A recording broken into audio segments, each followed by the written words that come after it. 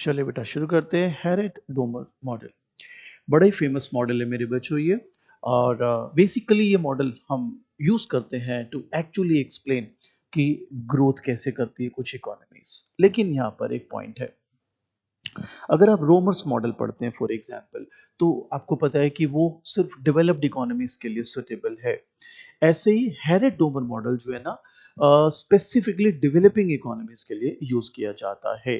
दो there are certain models like Solow जो हर तरीके की इकोनॉमी में काफी फिट हो जाते हैं, but there are certain models like Romer's जो डेवलप्ड इकोनॉमीज के लिए अच्छा है, and then Harrod Domar model जो डेवलपिंग इकोनॉमीज के लिए अच्छा है। तो बेसिकली ये मॉडल क्या कहता है मैं आपको अभी सारा एक्सप्लेन करूंगा, लेकिन उससे पहले मैं आपको एक चीज बता दूं कि Harrett Domar model actually केनेजियन model का ही एक पार्ट होता है। इसको हम केनेजियन का सब डिवीजन पार्ट भी कहते हैं, जस्ट फॉर नॉलेज पर्पसेस। अब अगर आपको मॉडल में क्या है वो उसका क्रक्स चाहिए, मैं पहले ही बता देता हूं, एंड देन उसको मैं आपको बिल्ड करके देता हूं। बेसिकली आपका हैरेट डोमर मॉडल ये कहता है कि अगर आपकी डेवलपिंग इकोनॉमी है और वहां पर आपका सेविंग रेट अगर अच्छा है, माइंडेड हम ये मान के चलते हैं जो भी आप सेव करेंगे वो इन्वेस्ट होगा। सो अगर आपका सेविंग रेट अच्छा है, देयर बाय इन्वेस्टमेंट ज्यादा होगी, तो आपकी इकोनॉमी के ग्रोथ के चांसेस ज्यादा रहेंगे।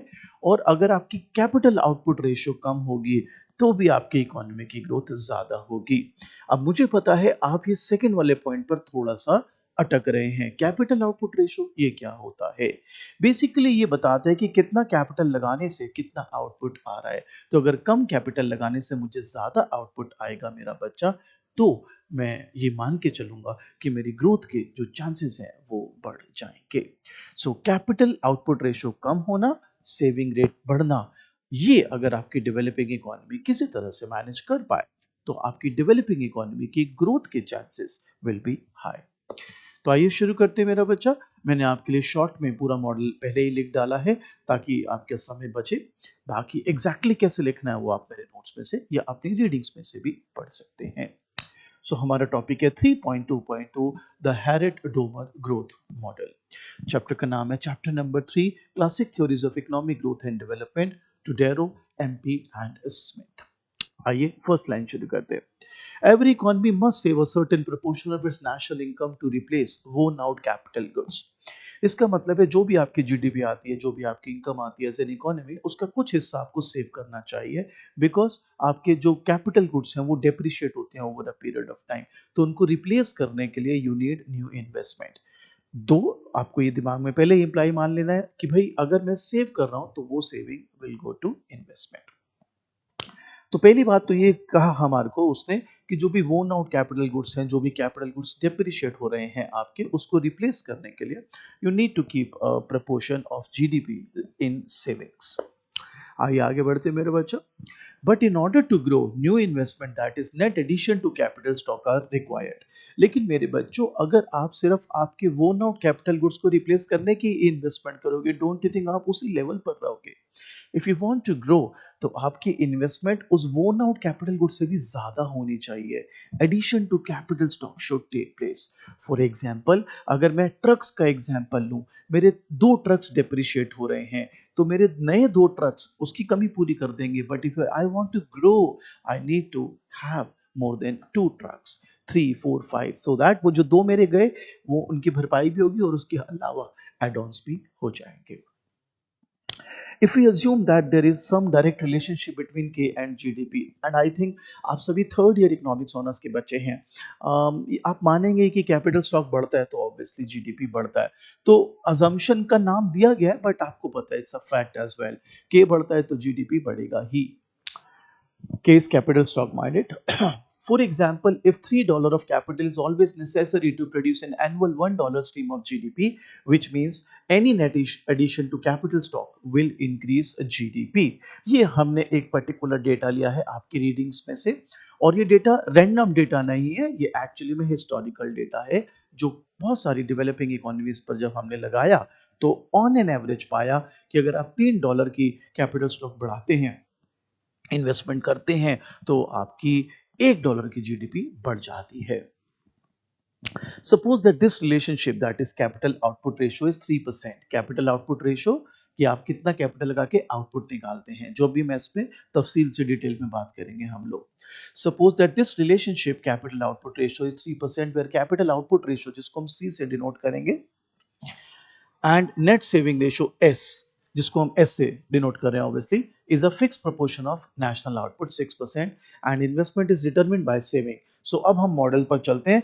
मॉडल पर चलने से पहले कुछ 5 बातों का आप ध्यान रख लें। अगर आपके दिमाग में वो क्लियर है तो फिर हम मॉडल को बनाते हैं, अच्छे से समझते हैं और पैक करते हैं। पहली बात, आप आपके जीडीपी का एक सर्टेन प्रोपोर्शन सेव करेंगे, ये बात क्लियर क्लियर। दूसरी बात, जो भी आप सेव करेंगे वो इन्वेस्टमेंट में जाएगा, सेविंग इन्वेस्टमेंट बनेगी, क्लियर क्लियर। अगर आपके देश को ग्रो करना है, आपकी इकोनॉमी को ग्रो करना है, तो आपको कैपिटल स्टॉक बढ़ाना पड़ेगा, दैट मींस आपको इन्वेस्टमेंट बढ़ानी पड़ेगी। Fourth, there is a term called capital output ratio, जिसको सी से डिनोट करेंगे। बेसिकली वो क्या कहता है, वो बताता है कि आप कितना कैपिटल लगाते हो और उससे कितना आउटपुट आपका आता है। पांचवा, हम ये मान के चलेंगे कि कैपिटल स्टॉक बढ़ेगा तो हमारा जीडीपी भी बढ़ेगा। तो आइए अब शुरू करते हैं मेरा बच्चा।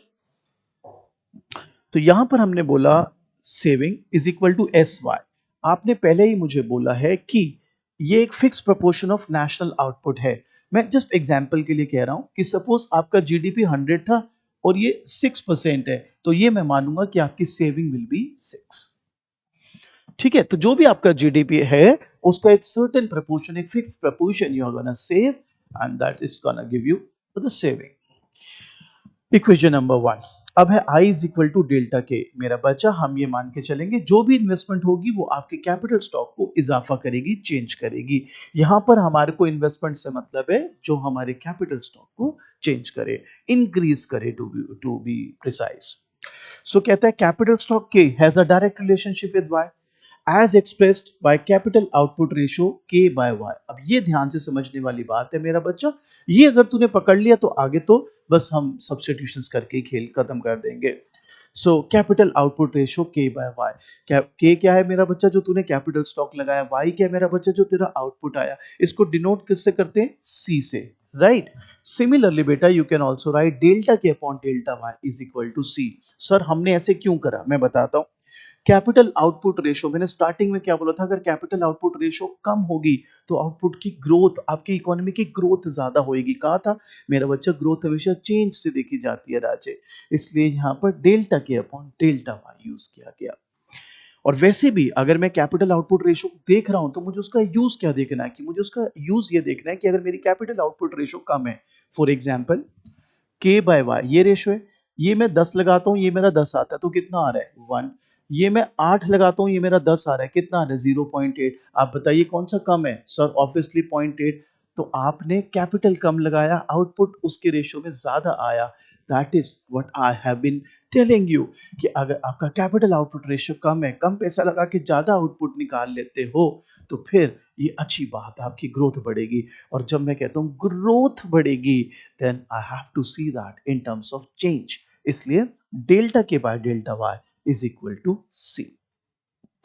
अब मेरा बच्चा, हम फिर यहां पर सिंपली लिख सकते हैं ना राजे, ये देखो delta K is equal to C delta Y, वहीं से रिप्लेस कर दिया मेरे बच्चों। अब कहता है since s is equal to I, so we have s is equal to I. तो ये हो गया इक्वेशन 1, इक्वेशन 2, इक्वेशन 3, इक्वेशन 4। एक मिनट का पॉज ले ले बेटा, तू देख ले पहले चारों इक्वेशंस को कैसे बनाई गई हैं, आराम से मेरा बच्चा। I hope clear. चल अब आगे बढ़ते हैं राजे। अब कहते हैं बट फ्रॉम इक्वेशन 1 हमें पता है s is equal to S Y, ठीक है। From equation 2 and 3 we know that i is equal to delta K and delta K is equal to c delta y। तो मैं बेसिकली मैंने आपके लिए वैसे ही इक्वेशन 5 बना दिया, बट आप लोग समझदार हो, you can straight away jump to equation 6। S Y, s is equal to S Y, s और i को रिप्लेस करें, ठीक है। s is equal to S Y, और अब तेरे को पता है मेरा बच्चा i is equal to delta K and delta K is equal to c delta y। तो फिर मैं सिंपली लिख सकता हूं ना, i is equal to s is equal to i, मतलब s is equal to i, मतलब s is S Y and i is c delta y, because i is equal to delta K and delta K is equal to c delta y। मैंने तेरे को शुरू में भी बोल दिया था कि फिर रिप्लेसमेंट है, तू बस एक बार कैच कर ले चीज को, तो फिर रिप्लेसमेंट है। अब उसने कहा dividing both side by Y and C, तो we have delta Y upon Y is equal to S upon C, और यही है मेरे प्यारे प्यारे बच्चों हैरेट डोमर इक्वेशन, जहां पर डेल्टा वाई बाय वाई क्या है, ग्रोथ रेट ऑफ जीडीपी। अब मैं यहां से आपको एक चीज सिखाता हूं, क्या मैं इसको ऐसे लिख सकता हूं, ध्यान से देखना, एस पैसे ये है ना, है सर, राजे मेरे बच्चे ये देख, अगर ये बढ़ेगा तो ये बढ़ेगा, हाँ सर मेरे बच्चा अगर ये कम होगा तो ये बढ़ेगा, यही मैंने तेरे को शुरुआत में बोला था ना राजे, सेविंग बढ़ेगा तो तेरा आउटपुट बढ़ेगा, capital ratio capital output ratio कम होएगी because C stand for that, तो भी आपका इकोनॉमी का ग्रोथ बढ़ेगा। आइए इसको थोड़ा और पॉलिश करते हैं, मेन जो क्रक्स था हैरेट डोमर मॉडल का वो हम ऑलरेडी पकड़ चुके हैं मेरा बच्चा, सो अब ज्यादा इसमें काम रहा नहीं, बचा नहीं, ठीक है, आइए शुरू करते हैं, ठीक है जी, चले। सो अब मैंने यहां पर आगे आपके लिए बोला, in the absence of the government, the growth, or rather the growth rate of national income will be directly related to saving ratio and inversely with capital output ratio, यही मैंने भी आपके साथ डिस्कस भी किया मेरे बच्चों। कहता है equation 7 which is this one, जो भी हमने लास्ट में किया मेरे बच्चा, can be shown in terms of gross savings. मेरे बच्चों ग्रॉस सेविंग वो होता है जिसमें से डेप्रिसिएशन माइनस नहीं हुआ, तो वो कोई ज्यादा घबराने वाली बात नहीं है।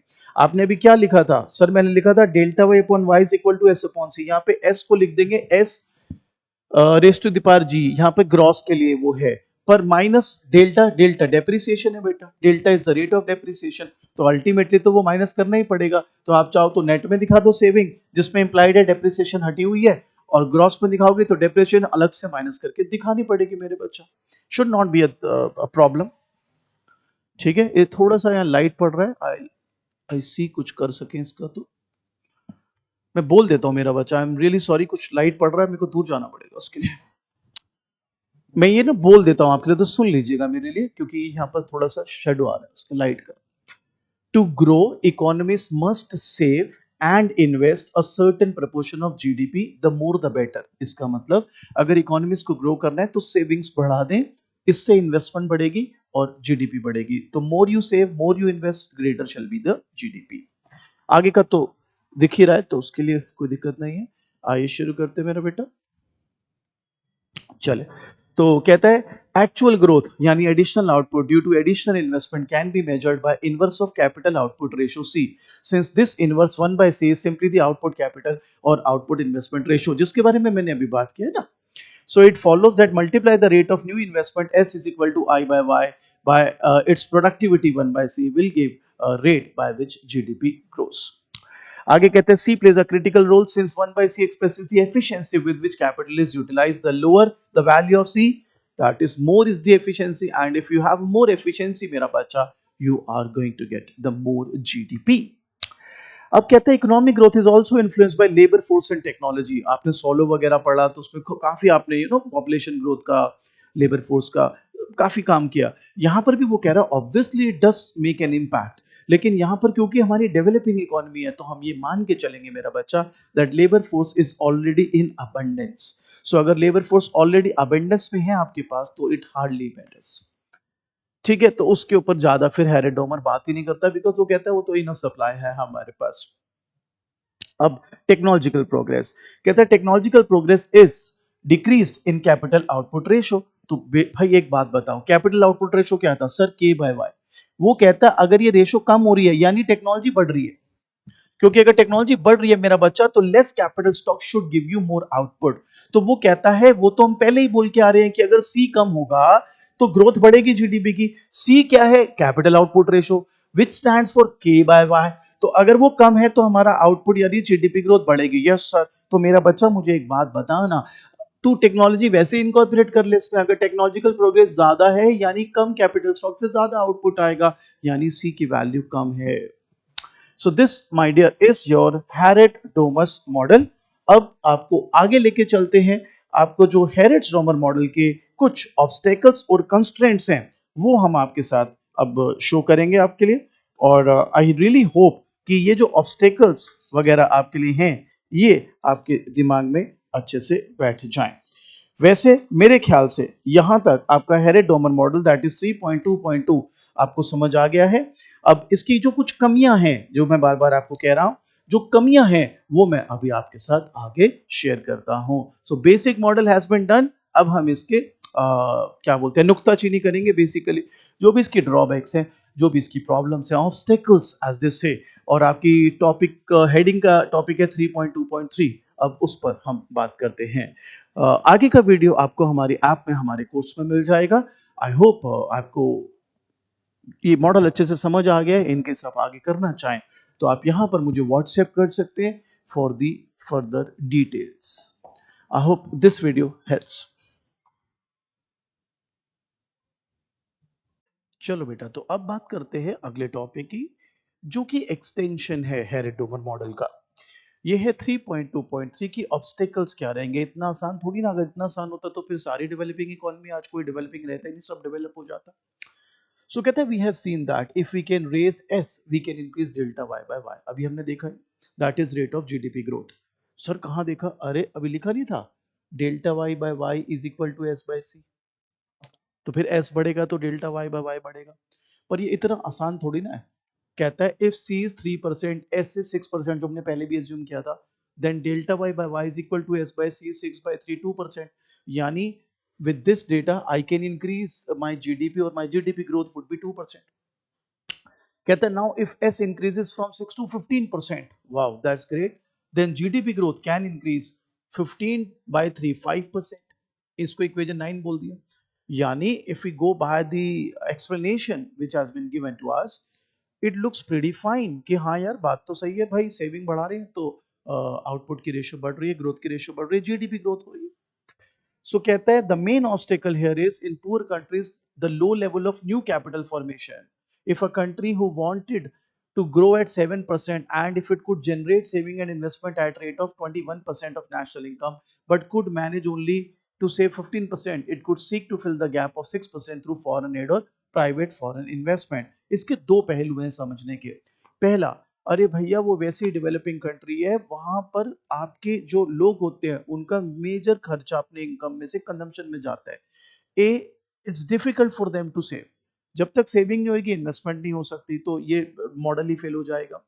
वो कहता है इसका चलो एक इलाज करते हैं। इलाज ये है कि जैसे हमने एक ऐसे रैंडमली लिया कि हमें 21% सेविंग करनी थी, फॉर एग्जाम्पल ये बोल रहे हैं ना 21% सेविंग करनी थी to have a growth of 7%। पर सपोज हम सिर्फ 15% ही सेविंग कर पा रहे हैं, तो उससे हमारा जो ग्रोथ आ रहा है वो 5% आ रहा है।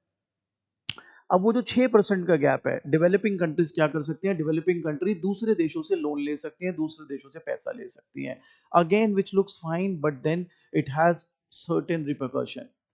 भाई साहब मैं आपको एक छोटा सा एग्जांपल देता हूँ। आपके पास एक बंदा मर्सिडीज से उतरा, कहता I have lost my wallet somewhere, can you please lend me 500 bucks।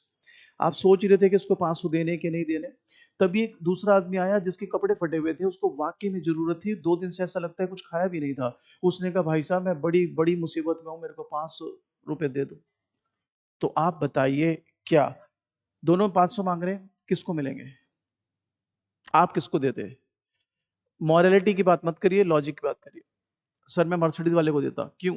क्योंकि सर पैसे वापस आने के चांसेस ज्यादा है। यस। अरे भाई भूखे नंगे देशों को कोई पैसे देगा क्यों? अफ्रीका के देश क्यों नहीं फिर बाहर से पैसे लेके अपना कर लेते तरक्की? पैसे नहीं मिलना यही तो प्रॉब्लम है। ऐसे कहना बहुत आसान है, बाहर से ले लो पैसा। और अगर बाहर वाला पैसा देगा तो वो आपकी सोवरेनिटी को हिट करेगा, आपके डिसीजन मेकिंग को वो डिसाइड करेगा।